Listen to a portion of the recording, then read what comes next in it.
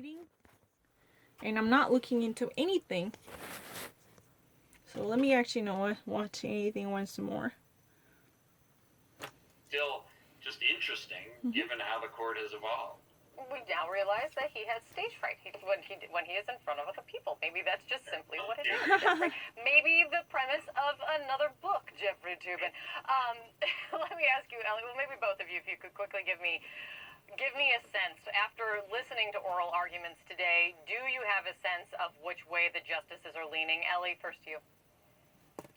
Yeah, so what I noticed is the four traditionally liberal justices, Ginsburg, Sotomayor, Breyer, and Kagan, were really dug in. They were really committed. They did not seem to be giving any ground whatsoever. They seemed set on holding up these subpoenas. The four traditionally conservative justices did seem to be a little bit uneasy with some of the positions that were being taken, and I think Chief Justice Roberts is desperately trying to find some middle ground. I do think both of these cases ultimately are going to come out against the president. I think especially the case involving the Manhattan DA, I think we could see an 8-1, 9-0 ruling upholding that subpoena against Donald Trump. Okay. Let's try to actually go that. Ellie Honig, who is really the USC legal professor and a legal expert in CNN, he says a very interesting point. Maybe President Donald Trump has a stage anxiety based upon the premise of another book. That's really the argument by the Kay Baldwin. But let's try to actually put that aside for a while. Based upon the today's, hearing, what type of prediction you guys can make? That was really the final question. And Eric Honig really said that.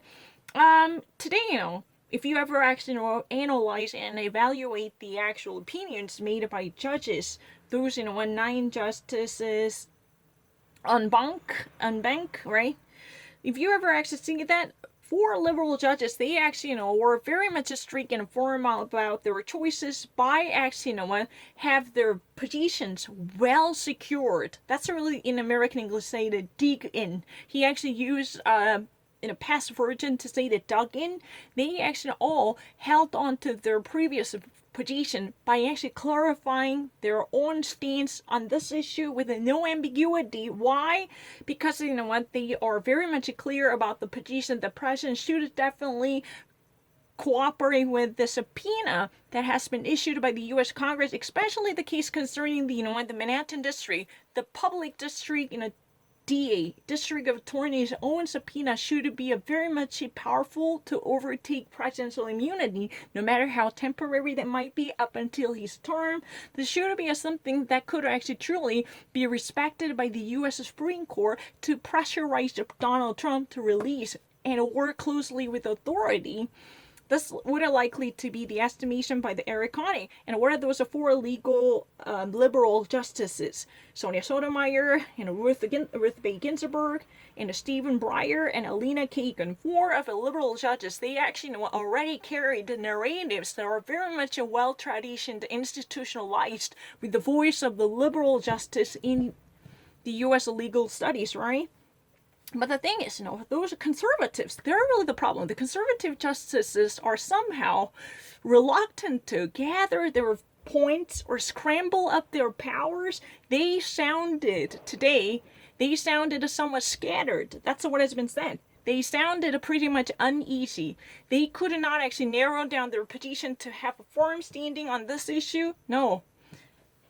That's what has been actually said. So based upon today's, situation, the Chief Justice John Roberts would definitely play a significant pivotal role to actually upset the balance, which could actually result in an 8 and a 1 and 0 verdict, which would definitely uphold the actual subpoena issued by the Manhattan District Attorney's Office to cooperate with the United States, especially the New York State's financial law, pressurizing President Donald Trump to publish his tax returns. This is really a fight against, President Donald Trump. Donald Trump should actually be obliged to publish all the tax returns. If he would not perform this issue, if he fails to follow the tradition, the New York State or even the New York City would assume the role to put a lid on this chasm. That was really the argument. No, I'm not lying. It's very easy. So unlike the liberal judges who are very much well harmonized to set down their own voice in a very unilateral and a collaborative way, those 4 different conservatives, they were very much somewhat scattered, somewhat divided in terms of gathering their positions together. That was really the reason why, based upon the today's hearing that already actually took place, this would likely to result in an 8-1-0. The rest of 8 people probably possibly go into in a direction that would actually, that would be somewhat, helpful to uphold the position of the subpoena demanded by the New York District Attorney. That's what has been said. I was somewhat breached by someone else's arrival. My dad actually just came. That's really the reason there was, a certain type of unwanted noise recorded. But let me actually mention this one. 4 different people who are actually part of the liberal judges, they are very much consolidated in terms of sticking to their own original point, asking President to release and reveal his financial records, including tax returns. That was already promised since 2015, according to the legal scholar named Jeffrey Toobin. But that is really the case. But however, those 4 different conservative judges, Clarence Thomas and John Roberts, or Ali Gorsuch, and Samuel Alito, or who's that?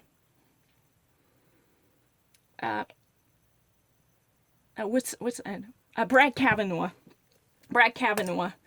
These 4 guys are somebody, shelved. They're not actually closing down their own thoughts by come up with a solution that might actually unify them.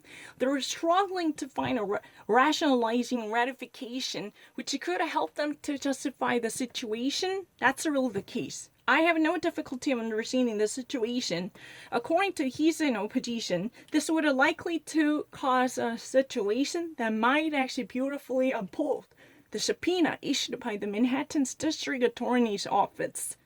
District Attorney is really literally a prosecutor, and Cy Young, if my understanding is correct, he is really the district attorney who has been actually overviewing the case. Why would he actually overview this case? Because the New York State, especially the New York City, the hometown of Donald Trump, already waged a war against him.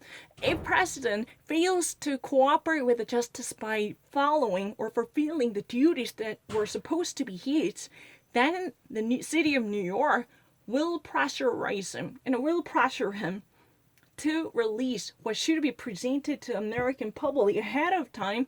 That was really the war waged many years ago. I'm aware of that fact. That was really the only thing that I was aware of. Maybe president, has a stage anxiety. That's really the different issue. It didn't. Yeah. It's really interesting. Clarence Thomas didn't really actually, ask that many questions during the regular session, but all of a sudden, when he actually used a telephone conference, he all of a sudden became very much activated to pose many questions. Maybe he, Clarence Thomas is just actually having stage anxiety. Maybe this is really on the premise of another book that was really the assumption right now made.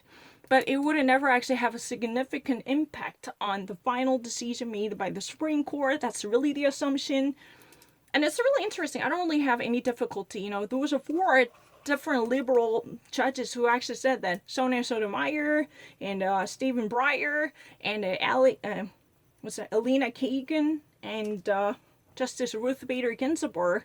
Those are traditional liberal voices. They already actually, confirmed their very persevering and persistent stances on the issue in a unified way.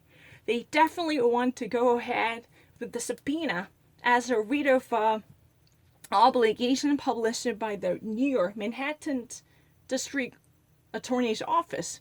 Because, in New York, each borough has a district of attorney's office. For Queens or Brooklyn or Staten Island, Manhattan, and Bronx, they all have a distinctive, individualized DA office.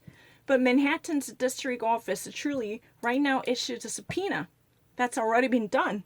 Why has it been done?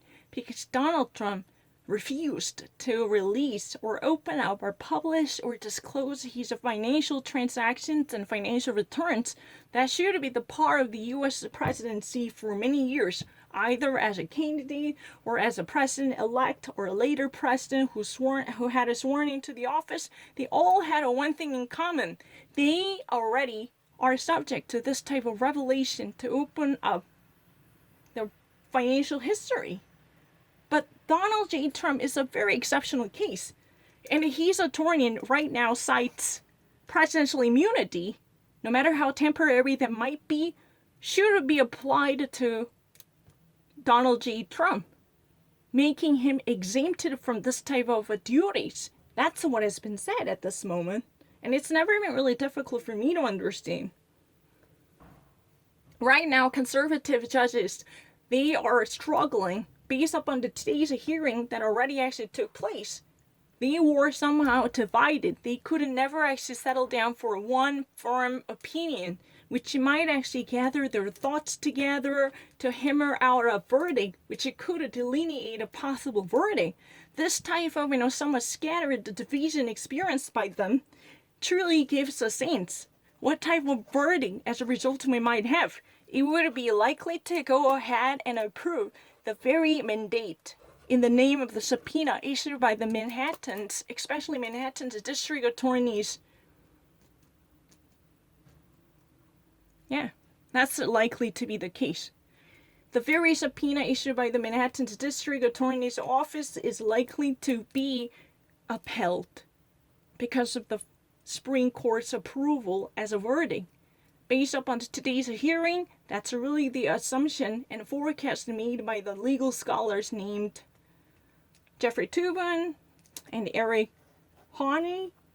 Yeah, what else can I say? Technically, Jeffrey Toobin didn't really join this, but he actually said that there will be at least clear limitations that might actually hamper the validation of a carte blanche, completely blind authority that would be assumed by the presidential office. At least there must be a certain type of limitation, or at least certain type of exception that could not actually, give a full trust in president under whatsoever cases, situations.